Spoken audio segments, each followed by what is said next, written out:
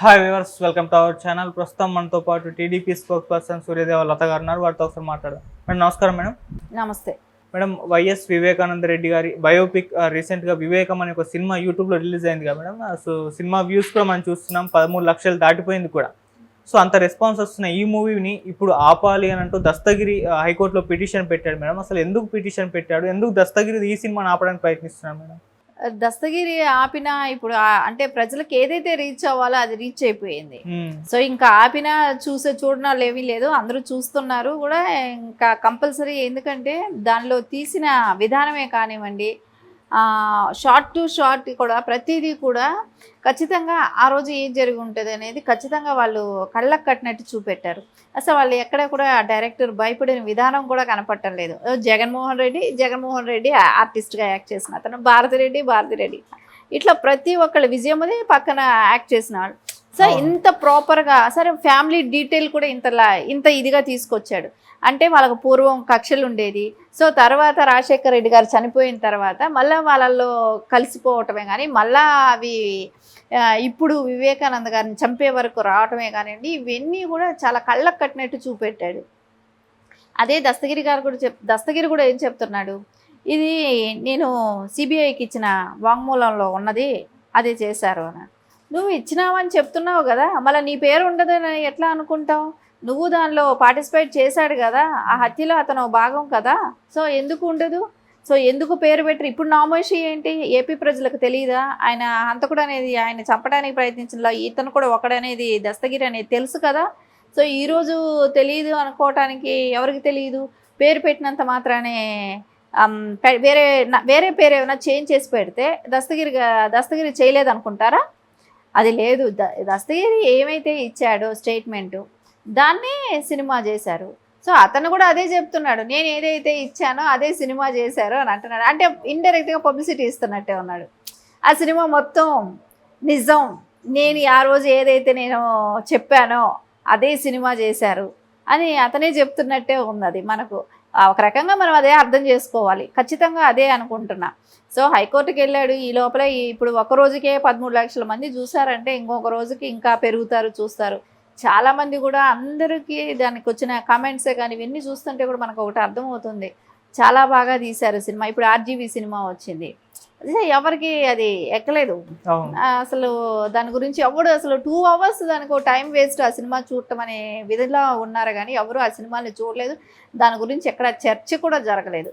అదే వివేకం సినిమాకైతే ఇంకా అసలు ఒక రేంజ్లో ఉంది. అసలు కామెంట్సే కానివ్వండి, ఆ డైరెక్టర్ తీసుకున్న విధానమే కానివ్వండి, అదేంటి ఒక రాక్షసుడు పుట్టాడు రాజశేఖర్ రెడ్డి గారి కడుపునని ఒక స్టార్టింగ్లోనే ఒక విగ్రహం చూపిస్తూ, అక్కడ కడపలో ఒక విగ్రహం అనమాట, ఆ విగ్రహం చూపిస్తూ ఒక రాక్షసుడు పుట్టాడు అనే విధంగా చెప్పటం కూడా అసలు డైరెక్ట్ అటాక్ చేసినట్టే ఉంది.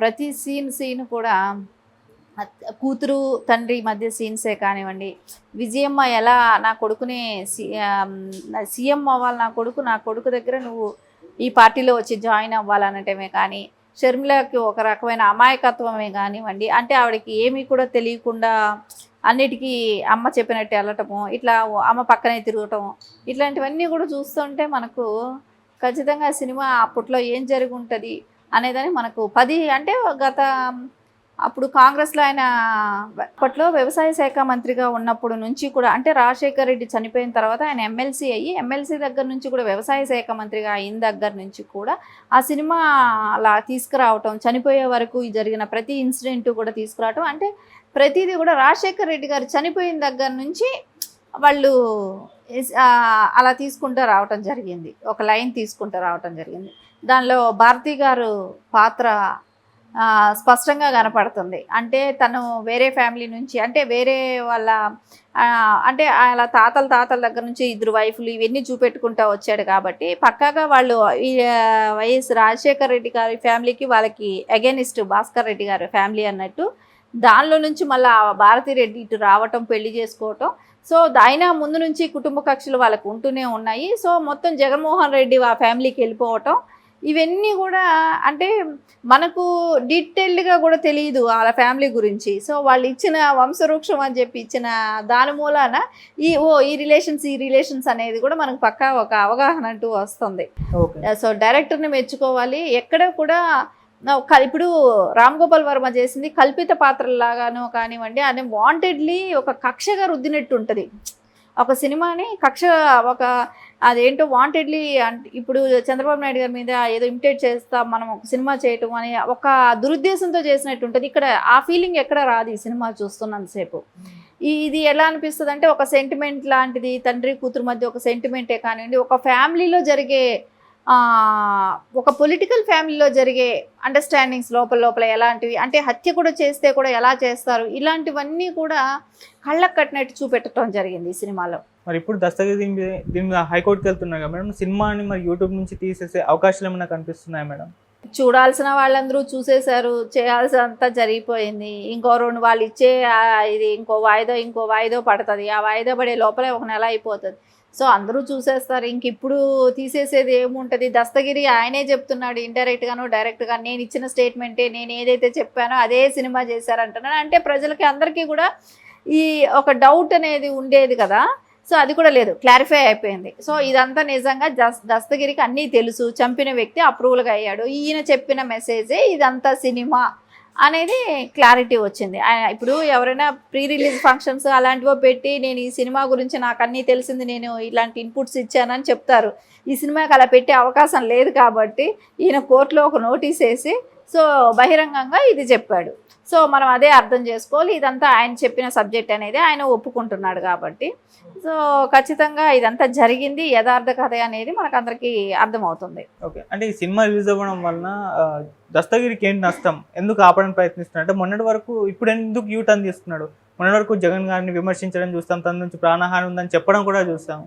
ఇప్పుడు నేను అదే చెప్తున్నాను కదా, ఇప్పుడు ఒక ప్రెస్ మీట్ పెట్టో ఇంకోటో నేను చెప్పిన కథ అని అట్లా చెప్పకపోయినా కూడా ఇది ఇండైరెక్ట్గా ఇంకొక రకంగా మనం అర్థం చేసుకుంటే ఇది నేను చెప్పిన కథే అంటే కొన్ని థ్రెట్స్ మూలాన భయపడటము. సో ఈ ప్రెస్ మీట్ పెట్టి నేను ఇవన్నీ చెప్పానంటే ఒక కోర్టులో ఒక ఫైల్ చేసి నేను అన్నీ చెప్పాను, సో నా పేరు ఇలా వాడారు అని అంటే నువ్వు ఆల్రెడీ నిందితుడుగా ఉన్నావు కదా, సో నీ పేరు వాడిన మూలాన ఇప్పుడు వచ్చిన నష్టం ఏంటి? ఆల్రెడీ నువ్వు దానిలో నిందితుడివే, అది అందరికీ తెలుసు, తెలియని వాళ్ళు లేరు. ఇంకా అలాంటప్పుడు నువ్వు ఇప్పుడు బాధపడాల్సిన అవసరం లేదు కదా, రేపు పొద్దున కోర్టు అదైనా చెప్తుందేమోగా. సో దస్తగిరి అని అంటే ఇంకా అట్లా అనుకుంటే డైరెక్టర్లు ఎవరైనా కేసు వేయాల్సి వచ్చినప్పుడు దస్తగిరి అంటే ఒకళ్ళే ఉండరు, ఎంతోమంది ఉంటారు అంటారు.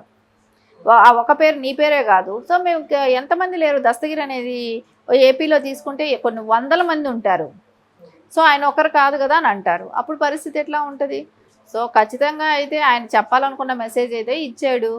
సో మనం అర్థం చేసుకోవాలి, ఆయన రియల్ సబ్జెక్ట్ ఇది, నేను చెప్పింది ప్రతి మాట సినిమా చేశారనేది ఆయన ఓపెన్ స్టేట్మెంట్ ఇచ్చి ఒప్పుకున్నాడు. సో ఇప్పుడు ఈ సినిమా మరి జగన్మోహన్ రెడ్డి గారికి ఎంతవరకు డ్యామేజ్ చేసే ఛాన్సెస్ ఉన్నాయి మేడం? ఖచ్చితంగా ఆ సినిమా చూసిన వాడు ఎవ్వరు ఈవెన్ కరుడుగట్టిన వైసీపీ వాళ్ళైనా కూడా ఆ సినిమా చూస్తే ఖచ్చితంగా అమ్మో ఇంత జరిగిందా, ఇంత దారుణం జరిగిందా అనే బాధ అయితే ఖచ్చితంగా అనిపిస్తుంది. అంత అత్తుకుపోయేటట్టు ఉంది ఆ సినిమా. అంటే ఇప్పుడు మనకు వేరే పార్టీల వాళ్ళమైనా కూడా మేము చూస్తే అమ్మో ఇంత పాపం వివేకానంద గారిని ఈ రకంగా ప్లాన్ చేసి చంపారా అనే ఒక సింపతి క్రియేషన్ అయితే కలుగుతుంది. కాబట్టి ఖచ్చితంగా వైసీపీ వాళ్ళకైనా కూడా ఎవరికైనా కూడా ఆ సినిమా చూస్తే ఆ భావమే వస్తుంది. అంటే కక్ష అనేది ఇప్పుడు కక్షతో తీసిన సినిమాలు వేరుగా కనపడతాయి. ఇది మొత్తం ఒక కుటుంబంలో జరిగే, రాజకీయంలో జరిగే ఒక హత్యలు చేసే విధానంలోనే కానివ్వండి, ఒక కూతురుతో సెంటిమెంటే కానివ్వండి, వీళ్ళ థాట్ ఎలా ఉంది, పొలిటికల్గా వీళ్ళు ఆలోచించిన విధానం ఎలా ఉంది అనేది మొత్తం మనకు అక్కడ కనపడుతుంది. విజయమ్మ గారు లాంటి వాళ్ళని అడ్డం పెట్టుకుని ఎలా వాడుకోవటం, ఆమె తెలిసినా మళ్ళీ ఇప్పుడు చూస్తున్నాం. సరే వివేకానంద రెడ్డి గారు చనిపోయిన తర్వాత కూడా ఇప్పుడు చూస్తుంటే కూడా మళ్ళీ ఆవిడని అడ్డం పెట్టుకుని మళ్ళీ తిరుగుతున్నాడు. ఆమె ఎందుకు మళ్ళీ వెళ్తుందో కూడా మనకు తెలియట్లేదు. సో ఇదంతా ఆవిడకి అమాయకంగా అనిపిస్తూ ఆవిడ నటిస్తున్నారా, ఆవిడ పెద్ద ఇవన్నీ చూస్తుంటే ఎలా అర్థం చేసుకోవాలో కూడా మనకు అర్థం కావట్లేదు. ఖచ్చితంగా అయితే ఈ సినిమా మటుకు ప్రజల్లో మటుకు మంచి ఇంపాక్ట్ బాగా తీసుకొచ్చింది. Okay madam, thank you so much. Thank you.